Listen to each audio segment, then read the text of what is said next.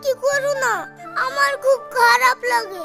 আমি এখন কাজ করার মতন হয়ে গেছি, এখন থেকে আমি তোমাকে কাজ করে খাওয়াবো। কি আমাকে দেখলে তোর ঘৃণা লাগে? হ্যাঁ ঘৃণা লাগে। আমার ছেলে যদি অন্য জায়গায় বিরতাম তাহলে ফ্রিজ পেতাম, আমি ঠান্ডা পানি খেতাম। আমার কি হলো? তুই থাকলে আমার বোনটা মরেছে, এবার আমার মাটা মরবে।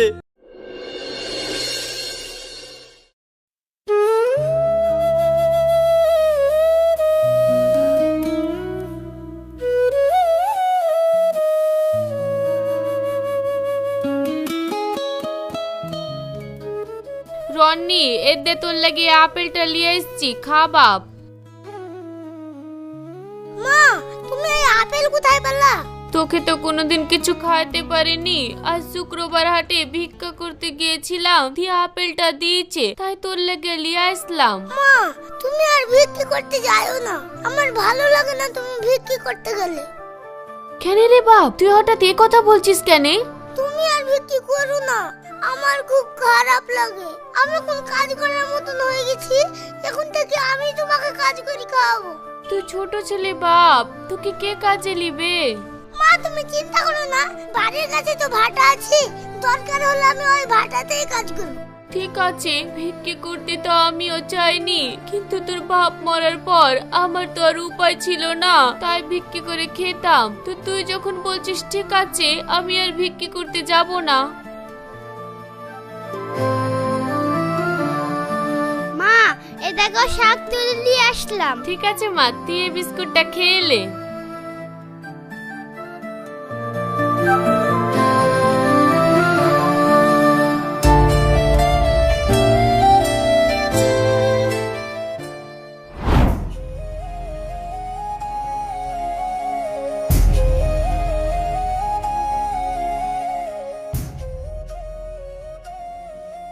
এই তোরা কাকে কাজে নিয়ে এসছিস? ছোট ছেলে কাজ মাজ পারবে তো? দেখেন বাবু, বাপ মরা ছেলে, মা পরের বাড়ি ভিক্ষা করি খায়, অল্প কাজ করছে তো 200 টাকা দিবেন। ঠিক আছে ঠিক আছে, তোমরা মেলাক্ষণ হাঁপ লিয়েছো, লেও এবার কাজটা শুরু করে দাও।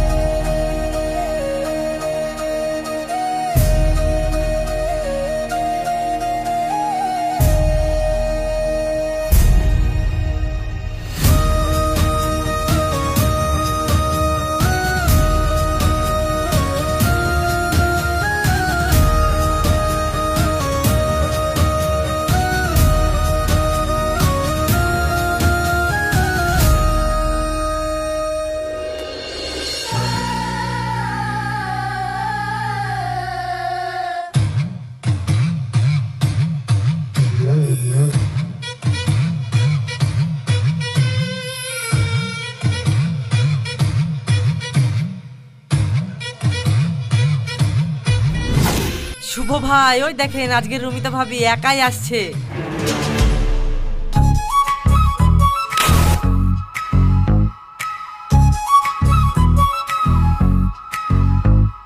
যান তাড়াতাড়ি গিয়ে আপনার মনের কথাটা বলে দেন।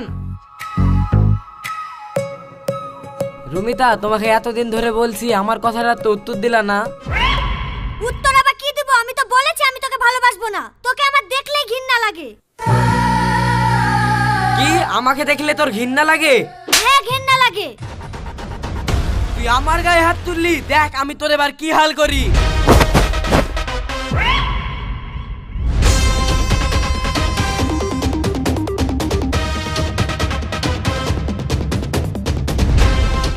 আমাকে বাঁচান, আমাকে বাঁচান।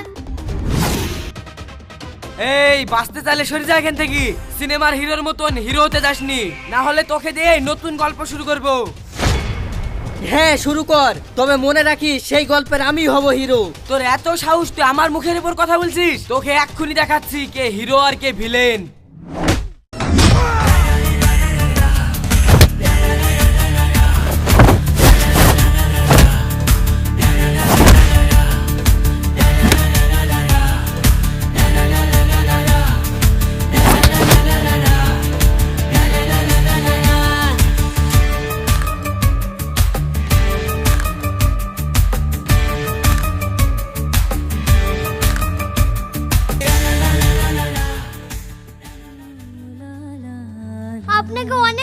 ধন্যবাদ, আপনি না থাকলে আজ আমার যে কি হতো।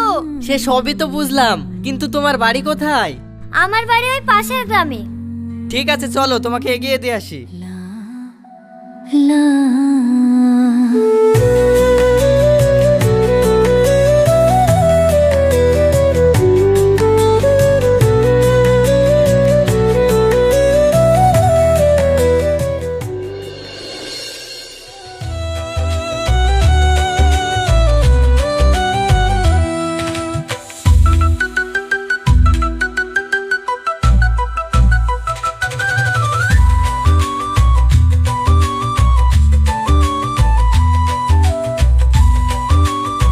কি গো, আজকে আবার কি হয়েছে?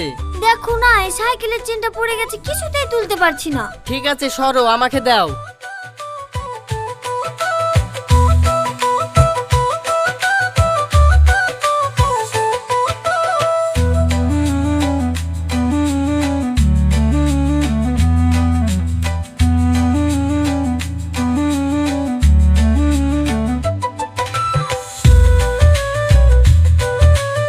তোমার হাতে তো কালি হয়ে গেল।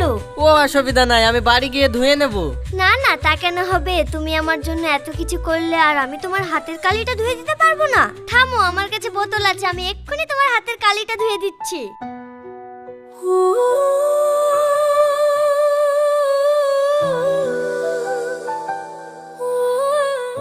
রনি, তোমাকে একটা কথা বলবো? হ্যাঁ বলো। জানো, সাইকেলের চেনটা পড়েনি, আমি ইচ্ছে করেই ফেলেছিলাম। কিন্তু কেন? কেন সেটা তুমি বুঝে নাও, আর যদি বুঝতে না পারো রাত্রে এই নাম্বারে আমাকে ফোন করবে।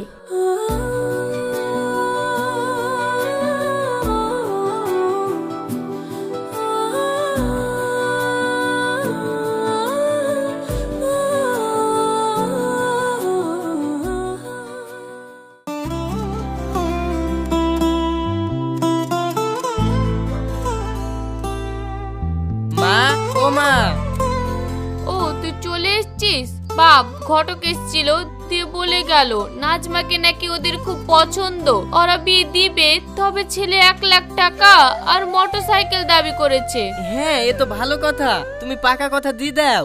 কিন্তু বাপ পাকা কথা তো দিব, কিন্তু হাতে তো তেমন টাকা পয়সাও নাই, তো তুই কি করে কি করবি? মাথার উপর বাপ নাই। বাপ নাই তো কি হয়েছে, তাই বলি কি আমি আমার বোনের বিয়ে ভালো জায়গায় দেব না? আমি তো আছি, দরকার হলে ধার করে বোনের বিয়ে দেবো। ঠিক আছে বাপ, তাহলে আমি ওদেরকে পাকা কথা দিয়ে দিচ্ছি। যা, তুই কাজ কাম করে আসলি, তুই গা হাত পাটা ধুয়ে আইগা।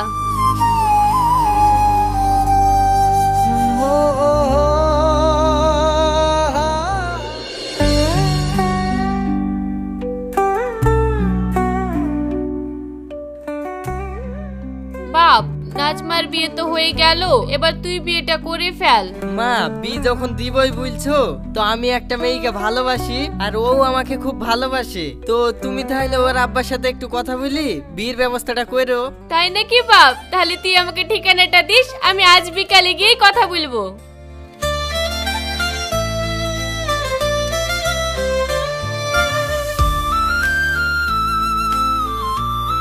মা, আমাকে মাছের মাথা দিছো কেন? তুমি তো মাছের মাথা খেতে ভালোবাসো, লেও এই মাছের মাথাটা তুমিই খাও, লেও।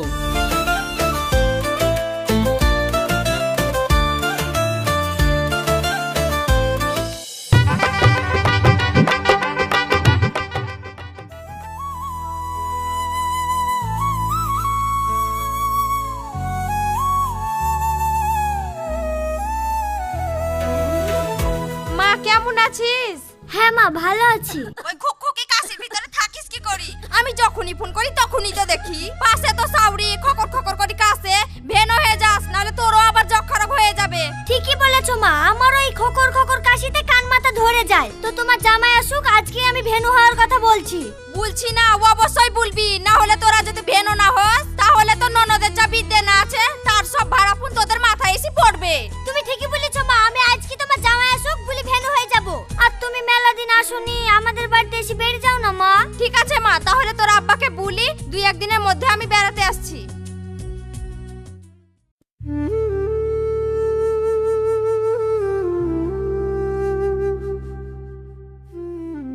নুপুর ভাবি ভালো আছো? কোন রকম চলছে। কি কি ব্যাপার ভাবি, অনেকদিন ভিক্ষি করতে আসনি, আবার আজকে হঠাৎ ভিক্ষি করতে এসছো? একদিন ছেলেতে দেখেছে, ভিক্ষে করতে আসেনি। এখন ছেলের বিয়ে শাদী হয়েছে, ছেলে তো আর দেখছে না, তাই বাধ্য হয়ে ভিক্ষে করতে আসতে হলো। এখন কি করবা ভাবি, এখন সব বাড়িতেই হয়। এ দেখো বইয়ের পাম শুনি আমার ছেলেও এক মাস ধরে কথা বলে না। ভাবি ওইসব নিয়ে মন খারাপ করো না, এ দেখো এই 50 টাকাটা লাও।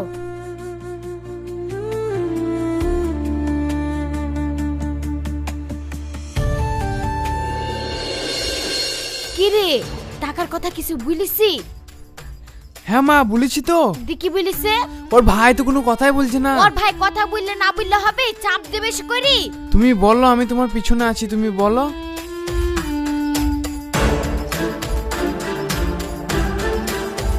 অনেক টাকা, 1 লাখ টাকা বাকি আছে, এই টাকা দিবি তারপরে আসবি। বেরে বাড়ি থেকে। আমার ছেলে যদি অন্য জায়গায় বিয়ে দিতাম তাহলে ফিরিস পেতাম, আমি ঠান্ডা পানি খেতাম। আমার কি হলো? মা, আপনি তো আমার বাড়ির অবস্থা জেনে শুনে আপনার ছেলের সাথে আমার বিয়ে দিয়েছেন। এখন আমার ভাই টাকা দিতে পারবে না। এত বড় কথা, বেরে বাড়ি থেকে। আমার বাড়ি 3 সিমনা এসে পা দিবি নি।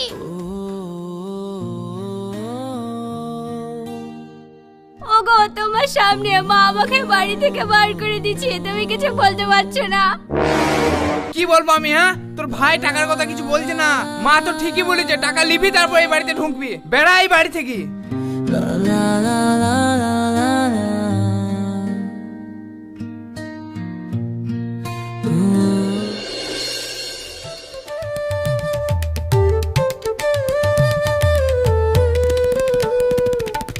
রুমিতা, রুমিতা, রুমিতা, এই দেখো বাজার থেকে বড় একটা মাছ নিয়ে চলে আসলাম। মাথাটা মোটা করে থুবা, মা তো মাছের মাথা খাইতে ভালোবাসে। ঠিক আছে। এই মাথা মনে হয় আমাকে কি দিবে, আমার ছেলে যখন নিয়ে আসছে।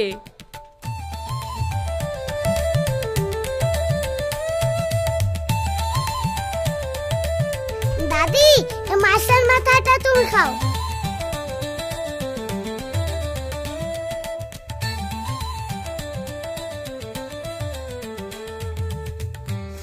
মা, আপনার কোনো হুঁশ বুদ্ধি আছে? মা আমার অনেকদিন পর বেড়াতে এসেছে, মাছের মাথাটা খাবে বলে আপনার ছেলে বড় করে কুটতে বলেছে। আর আপনি কোন ঘিন্নায় মাছের মাথাটা খেতে লাগলেন বলেন দিনি, দেখি দেন। মা এই দেখো, তুমি খাও মাথাটা।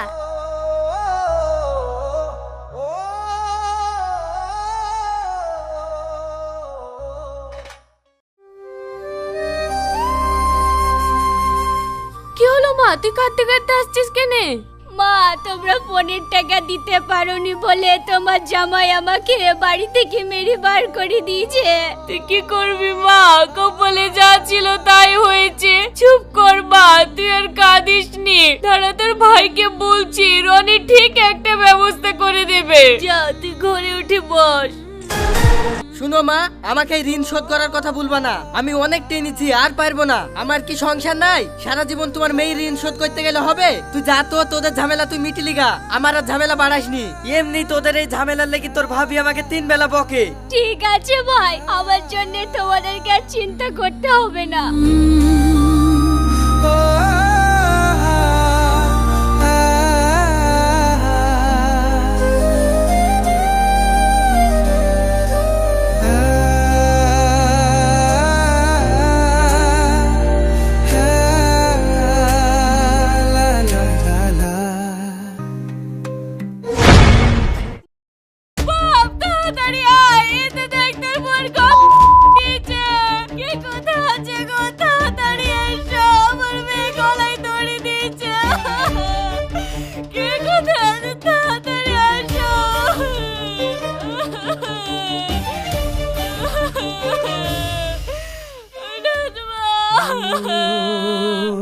তুই কি করলি মা?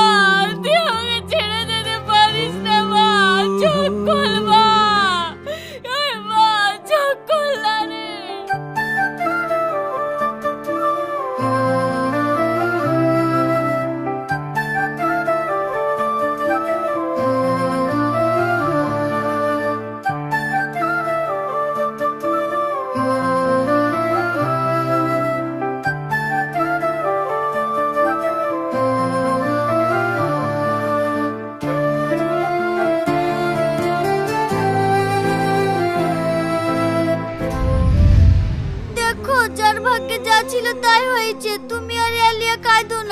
তোমার আবার শরীর খারাপ করবে।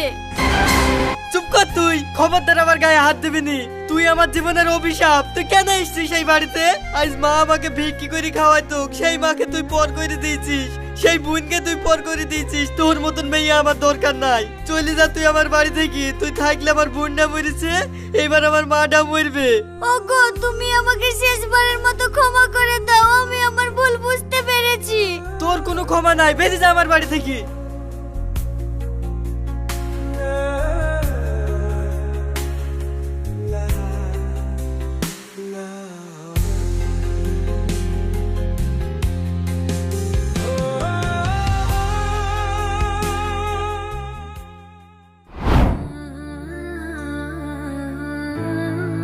বিয়ান, আমার মেয়ে নাবালক, একটা ভুল করেছে, তাই বলে আপনি ভুল করেন না। আমার মেয়েটাকে আপনি ক্ষমা করে দেন। আসলে আমার মেয়ের কোনো দোষ নাই, যত দোষ সব আমার। আমি আমার মেয়ের কানে বিষ ঢুকি সংসার থেকে আপনাকে আলাদা করেছি। যা শাস্তি দেওয়ার আপনি আমাকে দেন, আর আমার মেয়েটাকে আপনি মেনে নেন। তবে আমারও শিক্ষা হয়ে গেছে। আমি আজ বুঝতে পেরেছি মেয়ে কষ্ট থাকলে মায়ের কতটা কষ্ট হয়। হ্যাঁ মা, আমি আপনার পা ধরে কথা দিচ্ছি, আমি জীবনে আর আপনার উপর অত্যাচার করব না। এরপর থেকে আমরা সবাই একসাথেই থাকবো। বৌমা যখন নিজের ভুল বুঝতে পেরেছে, তুই বৌমাকে মেনে নে। ঠিক আছে, তুমি যখন চাইছো তাহলে আমি রুমিতাকে মেনে নিলাম।